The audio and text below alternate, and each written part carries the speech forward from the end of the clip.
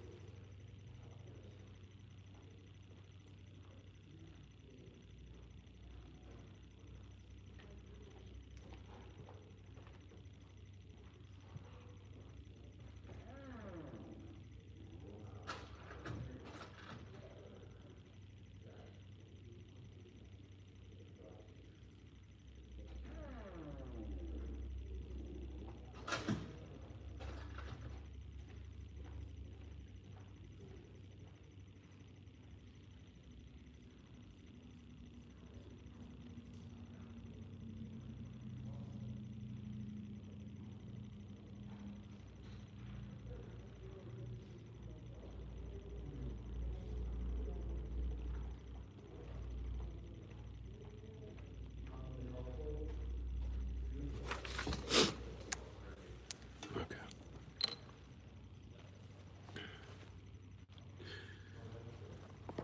All right, let's do this. Q&A. How to paint using oils.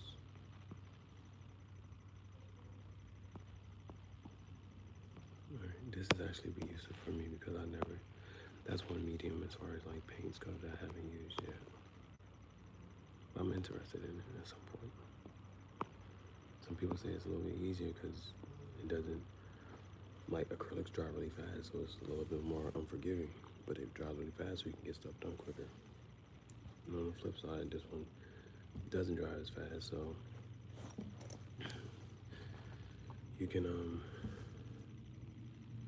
doesn't dry as fast, so you got a little more freedom to like keep pushing the paint and keep trying it out.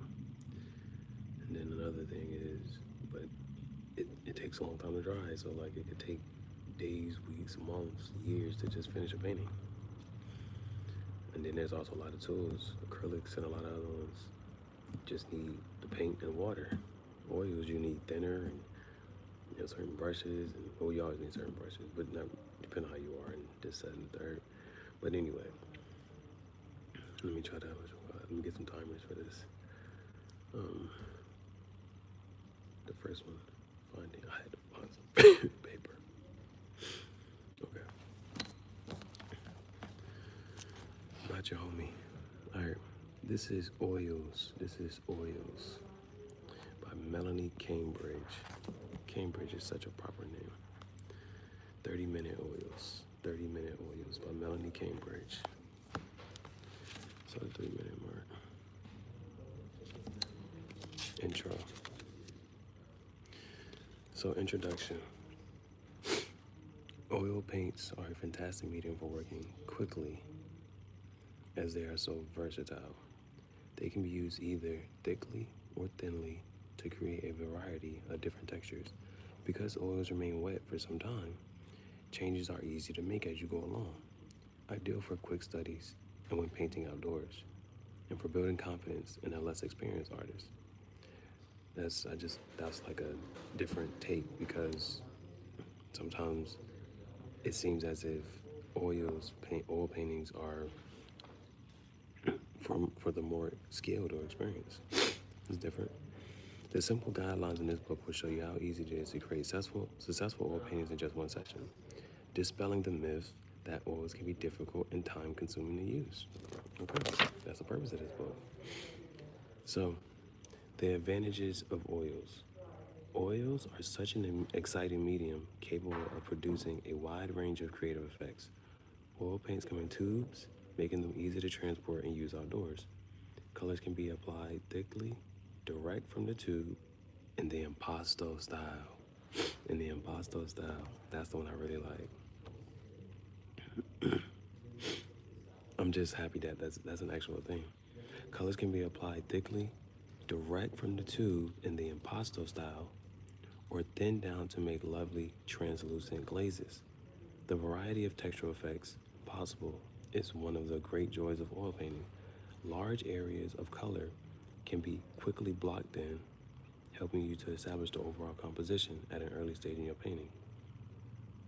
Brush strokes tend to remain visible in oil painting, so the way in which you apply the paint and the direction of the brushstrokes can define the figure, boat, or tree quickly and easily without the need for too much detail. This is one of the many reasons why oil paintings are the perfect medium for creating 30-minute paintings. Okay?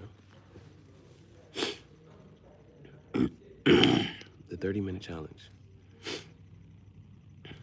Painting within a time scale of 30 minutes will help you to focus on your work, and this in turn will enable you to capture the essence of a subject rather than including everything that you see. That's huge. So it'll enable you to cap 30 minutes, restricting you to that will enable you to capture the essence of a subject rather than including everything you see. In 30 minutes, there will simply not be time to put in lots of detail. Working quickly will also help you finish your painting free and lively. All the illustrations in this book took no more than 30 minutes actual painting time. You will need to allow 2 or 3 days on top of this for the paint to dry. Before you start, spend a few moments thinking about what you want to paint. Look around carefully. What attracts your eye? Will it make a suitable subject? Once you have decided, keep this first thought in mind as you paint, and do not be tempted to stray from your initial inspiration. Do not be tempted to stray from your initial inspiration. So before you start, spend a few minutes thinking about what you want to paint. Look around carefully. What attracts your eye? Will it make a suitable subject? Any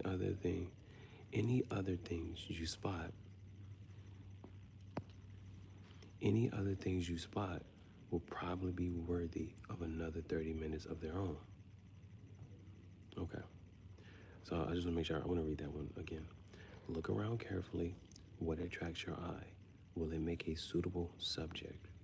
Once you have decided, keep this first thought in mind and do not be tempted to stray away from your initial inspiration. Any other things you spot will probably be worthy of another 30 minutes of their own. In this book, you will find simple exercises to help you paint quickly and with more confidence.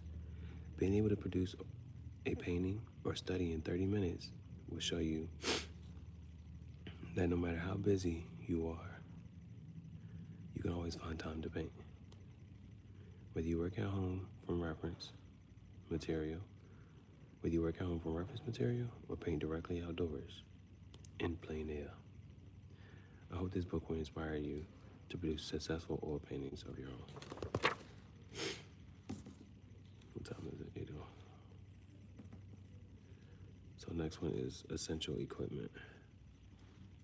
The next one is essential equipment. Chapter 2. So what do you need? So the first one was introduction. And then at the 8-minute, now we have essential equipment. When painting quickly, a few essentials are far more help than lots of unnecessary equipment that will clutter up your working area or weigh you down when working outdoors. In fact, all you need to get started are a limited selection of colors, just 3 brushes, a sketchbook, and a pencil or pen, and a few other useful bits and pieces. Limiting your materials is especially important when working outdoors, but you can easily carry all your requirements in a small rucksack. This chapter introduces you to the basic equipment you will need to start working in this exciting medium. So a couple of these pictures are, every picture here was painted within 30 minutes. Or less. So this is 30 minutes or less.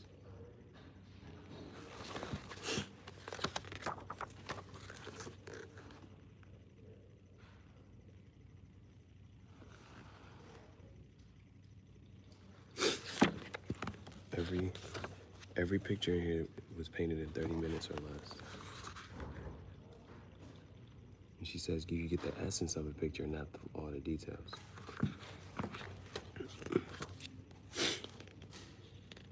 Essence of a subject. A subject. a study. I wanna just incorporate some of these words.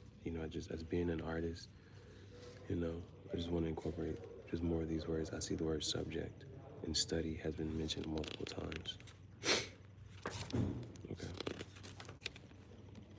Okay, oil paints. Oil paints come in tubes of varying sizes and are available in different grades, either students or artist quality. Buy the best you can afford, as artist quality tends to contain more pigment, making the colors more vibrant and longer lasting. However, students' quality paints represent excellent value for money and are fine when you are first starting out. Being mean with the amount of money,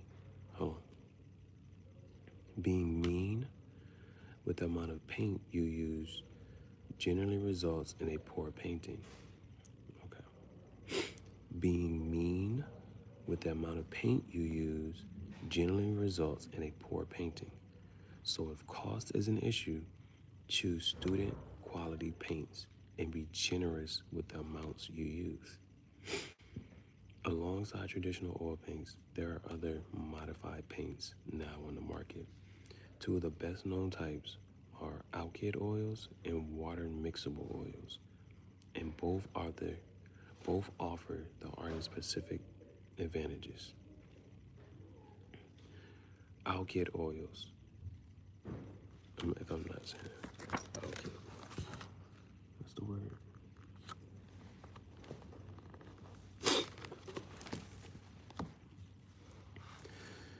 Alkyd oils paints dry faster than traditional ones. They are still an oil paint but contain a modified and faster drying oil binder. This makes them very practical when painting abroad because unless you apply the paint extremely thickly, it will usually dry overnight. For this reason, however, take care not to leave large blobs of unused paint on your working palette, as these too may dry overnight, leading to a waste of paint. Alkyd oils are classified as non-flammable, making them particularly useful for the traveling artist. Water mixable oils. These can be thinned with a special medium and some water. Because the paints are on a modified oil base, any added water should be mixed thoroughly into the paint. Be careful to avoid over-thinning with water. This can cause problems as it may affect the molecular structure of the paint, resulting in a grainy wash effect. After all, oil and water do not generally mix. Water mixable oils are ideal for anyone with an allergy to turpentine or white spirit, as brushes are cleaned in water rather than these products. Painting mediums. Traditionally, oil paints are thinned with a combination of turpentine and linseed oil. To keep things simple, when working in just 1 minute in one 30-minute session, I use a small pot of Winsor & Newton's Liquid Original. This is an alkyd medium, a commercial painting medium containing a spirit, oil, and resin. It not only speeds up the drying time, but also thins the paint to a sticky glaze rather than a slippery wash, making it easier to apply 2 or 3 layers wet, and therefore finish a painting within one session. Brush cleaners. You will need some white spirit for cleaning the brushes you use with oil paints and alkyd oils. Keep the lid on the jar when not in use to contain any strong fumes. You can also use a soap brush cleaner. If you are working with water mixable oils, use water to clean your brushes. So, if you use the alkyd oils,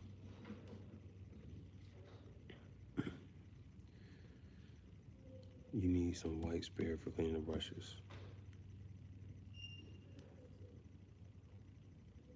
If you are using water mixable oils, you can use water to clean your brushes. That's brush cleaners. Okay. The main important is if you're going to use alkyd oils or water mixable oil. Water mixable, you're going to have to mix some water into it. The alkyd ones, I guess it's one step less, and so it's a little bit quicker to get going in it,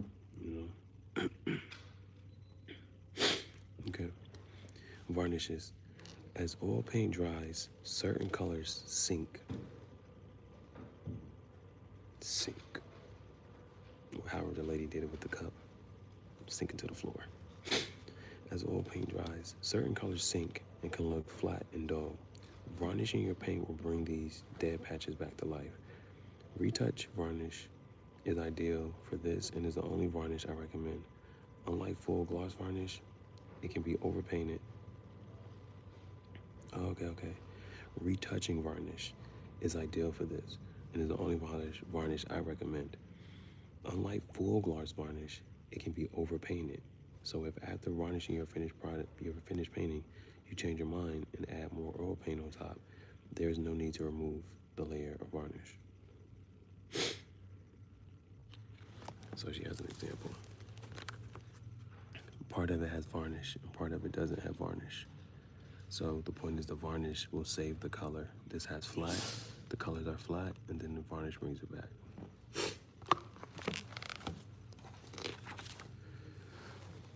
Brushes. When you begin painting in oils, there's no need for lots of different brushes. Start with just 3 synthetic brushes, preferably long-handled, rather than ones made with traditional hog hair. So you want synthetic brushes. Recommended, not traditional hog hair.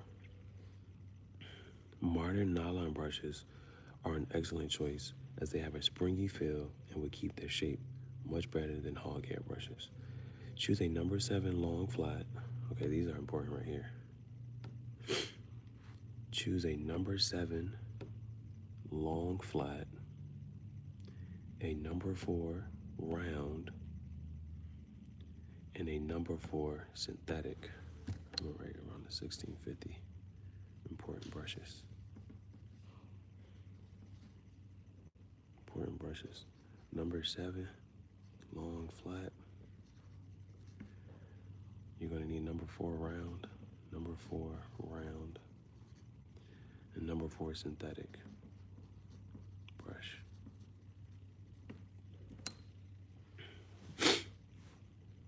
Watercolor, soft round brush. The number 4 is a synthetic watercolor, soft.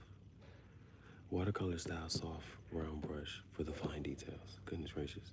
Number 4 synthetic watercolor style soft round brush for the fine details. Flat brushes are particularly useful for working quickly. They are ideal for blocking in large areas with just a few strokes. Yet, if turned on its edge, a flat brush can also create a fairly fine line, such as for tree trunks or larger branches. Alternatively, you can use the edge of a painting knife to put in fine lines, such as for telegraph poles or masts and rigging. Palettes. Oil palettes come in all shapes and sizes, so choose one that suits you. But remember that it needs to be big enough to hold all your colors and still leave plenty of space for mixing them. So you want to be able to hold all your colors and you want to be able to have a space to mix your colors. Traditionally, palettes are made of wood, but you can find it easier to judge your color mixes on white plastic version. Like if you're mixing the color mixes and like, oh, what color do I want? It's easier to judge your color based if it's on a white plastic version. Disposable tear-off palettes. Disposable tear-off palettes can also be useful. It is a question of experimenting with various types of palette to find out which you prefer. So, the one shown is folded. Colors are here, and the mixing of the colors is down here. You need enough space for all your colors you're going to be using, and enough space for your mixing of colors. Painting surfaces. Okay. Painting surfaces, 1935. So, there are several different surfaces that are suitable for oil painting, ranging from traditional canvas to more economic alternatives that you may find more convenient for quick oil studies. Canvas. Stretched canvas will flex as you paint on it, making it a lively and responsive surface to work on. Buy ready stretch canvases at your local art shop rather than trying to prepare your own, as this can be time consuming. Canvases are fairly expensive, however, and for 30-minute paintings, a painting panel or canvas board is just as suitable. Canvas boards and panels. Primed boards covered in a thin layer of canvas are known as Primed boards covered in a thin layer of canvas are known as canvas boards and are widely available at art shops in a range of standard sizes. They are perfect for the first time or inexperienced painter. Relatively cheap, yet with a good grippy surface. They are my recommended surface for 30-minute paintings. In fact, most of the finished paintings in this book were done on prime boards. Oil painting paper. A pad of oil painting paper is ideal for quick studies and color mixing exercises. Unlike watercolor paper, the surface is textured to simulate canvas and coated with a special layer which prevents the oil painting sinking into it. Acrylic paper. Although not strictly designed for use with oil paints, acrylic paper also has a textured surface and will accept them. As it is more absorbent than oil painting paper, the paint usually dries in a few minutes, making it easier to control the flow of paint when you are starting out. However, acrylic paper should be used only for quick studies, as it is unlikely to remain stable over a long period of time. Quick tip: when painting outdoors, light can shine through the back of a canvas, making it difficult to see what you are doing. To prevent this, place a sheet of cardboard behind your canvas to block out the light. Okay, these are other useful items. 21, 58. Other useful items. Useful items. Okay. There are a few other useful items that you will need or find useful. These include a sketchbook, a selection of pencils, 2B, 4B, and 6B, or a drawing pen if you prefer, a palette knife, which is useful for both mixing the colors before you start painting and as a tool for making marks, a roll of kitchen paper, or plenty of rags for cleaning brushes and wiping off paint, as well as a rubbish bag for disposing of them, and a camera for taking reference photographs. If you are painting outside in hot sunshine, you might also include a sun hat and cover-up shirt. I like that. Outdoor essentials. Painting outdoors can be an absolute joy, but if you are weighed down with lots of heavy equipment, it can become something of a nightmare. Given that you have a wet palette, at least one wet painting, various brushes, and several tubes of color, having the right painting box is essential if you are going to enjoy that experience. A painting box. I've never had one of those. That's nice.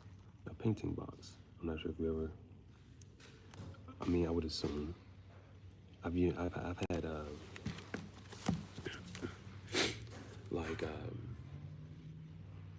an easel. An easel can fold down and then it can become a carrying case. So I guess I've had to try art box. The pochade box. Okay, that's the actual name. Pochade box. The pochade box is the ideal solution. Named after the French word for sketch. This is a small painting box which will hold up to 3 wet painting panels. Oh, so this is actually called a pochade box. I've never heard of a pochade. 2350, a pochade box. Never heard of that. That's the actual name for it. The pochade box is the ideal solution. Named after the French word for sketch. This is a small painting box which will hold up to 3 wet painting panels, tubes of paint, brushes, and a wet palette. Fantastic for the 30-minute artist. Nice. Pochade boxes come in varying sizes from 15 by 20, which is a 6 by 8 inch, up to 30.5 and 40.5, which is a 12 by 16 inch. Each pochade box is designed to carry canvas boards of a particular size. I find a box that takes boards size 20 by 25.5, which is the 8 by 10, ideal. Any larger, and the box tends to be too heavy or big to fit into a standard rucksack. A box easel. A good alternative to the pochade box, especially if you wish to work on a slightly larger scale, is a box easel. Makes sense. Again, this has been designed to carry all your essentials, and the legs unfold to a standard easel height, enabling you to stand up and paint outdoors in comfort. There is even a sliding drawer to pull out and balance your palette on. This is what I've had this. I've had a box easel. A full-size box easel can be fairly heavy, weighing around 7 kilograms, which is about 15.5 pounds, when full. I use a half-size version, which is lighter, but the palette has to be folded in half when not in use. I have adopted mine with a couple of cut-down wine cords, so that when the palette is folded there, it's still some space between the two halves for blobs of unused paint. Be prepared for all weather conditions and wear suitable clothing to protect yourself from the elements. You may also want to take a hot or cold drink out with you. A pochade box. Got a pochade box. Here's another